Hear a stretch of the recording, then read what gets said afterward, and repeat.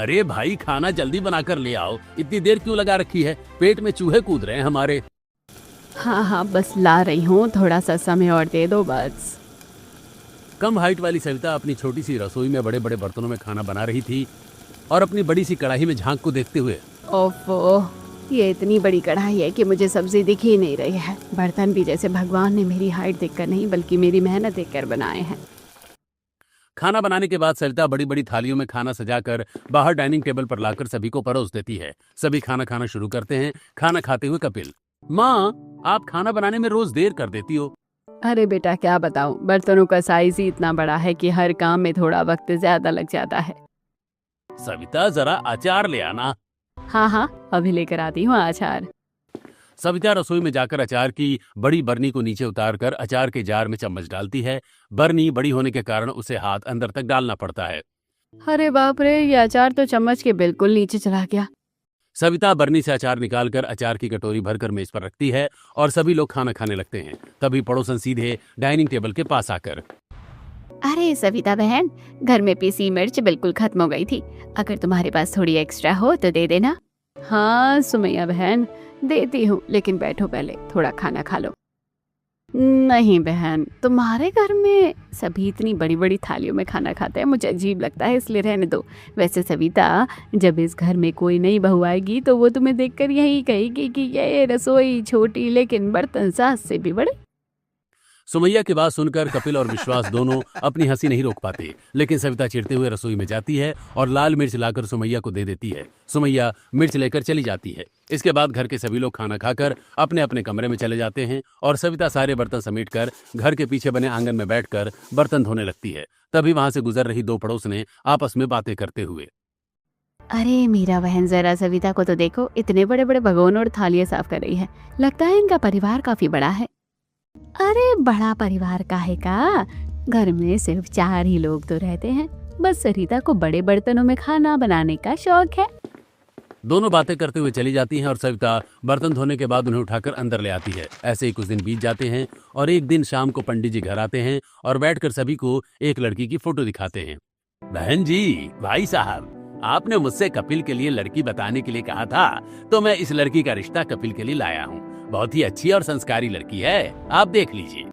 सभी लोग लड़की की फोटो देखते हैं। फोटो देखने के बाद नैना, माँ, ये लड़की सचमुच बहुत प्यारी लग रही है, भैया आप बताइए। हाँ माँ, लड़की मुझे भी बहुत पसंद है। ठीक है, तो कल ही हम लड़की को जाकर देख लेते हैं। अगले दिन सभी लोग ज्योति को देखने के लिए उसके घर जाते हैं। ज्योति के परिवार वाले उनका स्वागत करते हैं। फिर ज्योति सभी के लिए चाय नाश्ता लेकर आती है। सभी लोग नाश्ता धोकर और बिल्कुल तरोताजा होकर बाहर निकलती है। फिर आंगन में जाकर तुलसी पूजा करती है और तुलसी जी से प्रार्थना करते हुए, हे भगवान, मेरे पूरे परिवार को हमेशा स्वस्थ रखना और सब पर अपनी कृपा बनाए रखना। पूजा पाठ पूरा करने के बाद संध्या रसोई में जाकर सभी के लिए चाय और पोहा बनाती है और डाइनिंग टेबल पर परोस देती है। पूरा परिवार साथ बैठकर नाश्ता करता है और फिर सभी अपने अपने काम में लग जाते हैं। संध्या दोपहर का खाना बनाने रसोई में जाती है।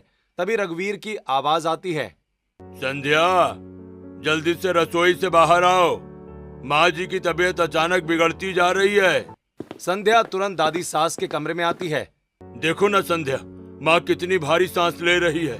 हाँ जी, चलिए जल्दी से इन्हें अस्पताल ले चलते हैं। मैं डॉक्टर मेहरा को फोन करके देखता हूँ, शायद वो घर आ जाएं। रघुवीर डॉक्टर मेहरा को फोन करता है। थोड़ी देर के बाद डॉक्टर मेहरा आ जाते हैं और रघुवीर की माँ का इलाज करते हैं और इंजेक्शन लगाते हुए, देखिए, कोई डरने वाली बात नहीं है। उम्र बढ़ने के साथ साथ ऐसी समस्याएं लगी रहती हैं। मैंने इंजेक्शन और दवा दे दिया है और आपके माँ जल्दी ठीक हो जाएंगी। दादी डॉक्टर के जाने के बाद अपने बेटे और बहू को अपने कमरे में बुलाकर अपने बेटे से, बेटा रघुवीर और बहू संध्या, मेरी उम्र का कोई भरोसा नहीं है। मेरी तबीयत हर दूसरे दिन खराब हो जाती है। मेरी बस एक ही आखिरी इच्छा बची है कि मैं अपने तीनों पुत्र राजीव, समीर और वंश की शादियां अपनी आंखों से देख सकूं। मैं चाहती हूँ कि तीनों की शादी एक साथ हो और अपने घर में तीनों पोता बहुओं की सूरत एक साथ देख लूं। माँ जी, आप ये क्या कह रही हैं? तीनों बेटों की शादी एक साथ? इतनी जल्दी तीनों के लिए एक जैसी अच्छी लड़कियां ढूंढना आसान नहीं है। मैं कुछ नहीं जानती बहू, बस इतना जानती हूँ कि मेरी सांसें उखड़ने से पहले मुझे अपने तीनों घरों में आने वाली बहू का मुंह देखना है। ठीक है माँ, आप जैसा चाहती हैं वैसा ही होगा। रघुवीर के इतना कहते ही दादी माँ के चेहरे पर एक संतोष भरी मुस्कान आ जाती है। वो चैन की सांस लेकर आराम से सो जाती हैं और रघुवीर और संध्या हॉल में आकर सोफे पर बैठ जाते हैं। संध्या, तीनों बेटों की एक साथ शादी कराना कोई बच्चों का खेल थोड़ी ना है। और सबसे बड़ी बात, 3 योग्य लड़कियां एक साथ मिलेंगी कहाँ? आप ज्यादा फिक्र मत कीजिए जी, माँ की खुशी से बढ़कर हमारे लिए कुछ नहीं है। भगवान ने चाहा तो सब इंतजाम ठीक से हो जाएगा। इतना कहकर संध्या रसोई में लौटकर रात के खाने की तैयारी में जुट जाती है। वो सब्जियां काटकर आटा गूंथती है और सब्जी चूल्हे पर चढ़ा देती है। थोड़ी देर के बाद गर्मा गर्म रोटियां सेककर खाना तैयार करती है। और आपके पुराने घर के आंगन में सभी चाय पी रहे होते हैं, जहां ससुर राजाराम व्हील चेयर पर बैठे चाय की चुस्की ले रहे होते हैं और बहुएं रसोई के पास खड़ी होती हैं। पता नहीं इस बार कुदरत क्या चाह रही है। जुलाई का आधा महीना बीत गया पर सूरज है कि सुबह सुबह ही आग उगलने लगता है। सही कह रहे हैं पिताजी। कल शाम को जब मैं और सुरेश नीचे वाले खेत की तरफ गए थे तो जमीन में बड़ी बड़ी दरारें पड़ी हुई थी। गर्मी की वजह से पौधे एकदम मुरझा गए हैं। अगर 2-4 दिन में पानी नहीं गिरा तो इस बार लागत निकलनी भी मुश्किल हो जाएगी। हाँ भैया, कल जनरेटर चलाकर थोड़ा पानी देने की कोशिश की थी, पर बिजली का वही रोना है। 2 घंटे आती है तो 2-4 घंटे गायब। अरे भैया, तुम लोग इतने परेशान क्यों हो रहे हो? सुबह जब मैं छत पर दाना डालने गया था ना, तो पूरब की तरफ हल्के हल्के काले बादल दिख रहे थे। देखना, आज या कल में पक्का बारिश होगी। बेटा विकास, हवा का रुख तो मैं भी महसूस कर रहा हूँ। मेरे इन पुराने जोड़ों का दर्द बता रहा है कि मौसम पलटने वाला है। लो सुन लो, बाप और बेटों की पंचायत सुबह सुबह ही शुरू हो गई। खेती की चिंता अपनी जगह है, पर पहले ये बताओ कि आज सुबह का नाश्ता यही करोगे या खेत पर ले जाना है?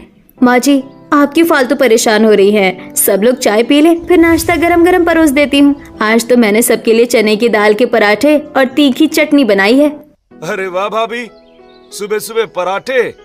पर इस गर्मी में पराठे खाकर खेत में काम करेंगे तो प्यास के मारे गला सूख जाएगा। थोड़ा मट्ठा या लस्सी होती तो मजा आ जाता। लस्सी के चक्कर में रहोगे तो खेत पर कुदाल नहीं चला पाओगे। 2 पराठे पेट में जाएंगे तभी तो दोपहर तक धूप में टिके रहोगे। चाची, मुझे तो पराठे के साथ ढेर सारा मक्खन चाहिए। और मुझे भी, मैं भी पापा के साथ खेत पर जाऊंगा आज। अरे कबीर बेटा, खेत पर अभी बहुत धूप है। जब बारिश होगी ना तब तुम्हें लेकर चलेंगे। और क्या, दीदी एकदम सही कह रही है। वैसे भी अगर आज बारिश हो गई ना तो खेत पर काम करने का मजा ही अलग होगा। मिट्टी की वो सौंधी सौंधी खुशबू, वाह वाह प्रिया, तुम तो घर के अंदर बैठकर सौंधी खुशबू के सपने देख रही हो। जरा खेत में आकर कीचड़ में गेहूं धान की मेड़े बांधो, तब समझ में आएगा कि बारिश में काम करना कितना भारी पड़ता है। बहुएं ठीक ही तो कह रही हैं। किसान के लिए बारिश से बढ़कर कोई त्योहार नहीं होता। अगर आज बारिश हुई तो समझो हमारी आधी मुसीबत टल जाएगी। पर अगर एक बार बारिश शुरू हुई तो रुकने का नाम नहीं लेती। खेत से अपने घर की दूरी पूरे 2 किलोमीटर की है और कच्चा रास्ता है। जरा सा पानी गिरा नहीं कि पूरा रास्ता कीचड़ का तालाब बन जाता है। हाँ भैया, पिछली बार भी जब भारी बारिश हुई थी तो हम दोपहर का खाना खाने घर ही नहीं आ पाए थे। भूखे पेट पूरे 8 घंटे काम करना पड़ा था। तो तुम लोग पहले से कोई बंदोबस्त क्यों नहीं करते? तुम्हें पता है कि हर बारिश में यही रोना